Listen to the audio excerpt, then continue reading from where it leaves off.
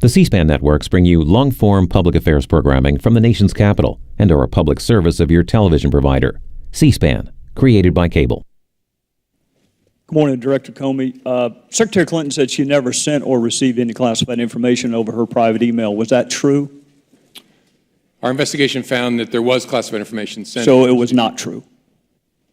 Right. That's what I said. Okay. Well, I'm looking for a little shorter answer so you and I are not here quite as long. Secretary Clinton said there was nothing marked classified on her emails either sent or received. Was that true? That's not true. There were a small number of portion markings on, I think, 3 of the documents. Secretary Clinton said, I did not email any classified material to anyone on my email. There is no classified material. Was that true? There was classified material emailed. Secretary Clinton said she used just one device. Was that true? She used multiple devices during the 4 years of her term as Secretary of State. Secretary Clinton said all work-related emails were returned to the State Department. Was that true? No, we found work-related emails, thousands, that were not returned. Secretary Clinton said neither she nor anyone else deleted work-related emails from her personal account. Was that true? That's a harder one to answer. We found traces of work-related emails on devices or in Slack space, whether they were deleted or whether when a server was changed out, something happened to them.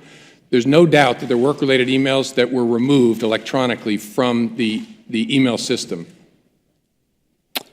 Secretary Clinton said her lawyers read every one of the emails and were overly inclusive. Did her lawyers read the email content individually? No.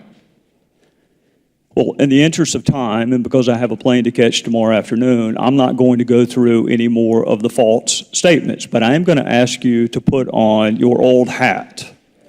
False exculpatory statements, they are used for what?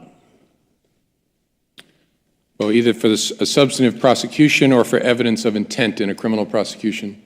Exactly. Intent and consciousness of guilt, right? Is that right? Right. Consciousness of guilt and intent. In your old job, you would prove intent, as you just referenced, by showing the jury evidence of a complex scheme that was designed for the very purpose of concealing the public record. And you would be arguing, in addition to concealment, the destruction that you and I just talked about, or certainly the failure to preserve. You would argue all of that under the heading of content. You would also be arguing the pervasiveness of the scheme, when it started, when it ended, and the number of emails, whether they were originally classified or up classified. You would argue all of that under the heading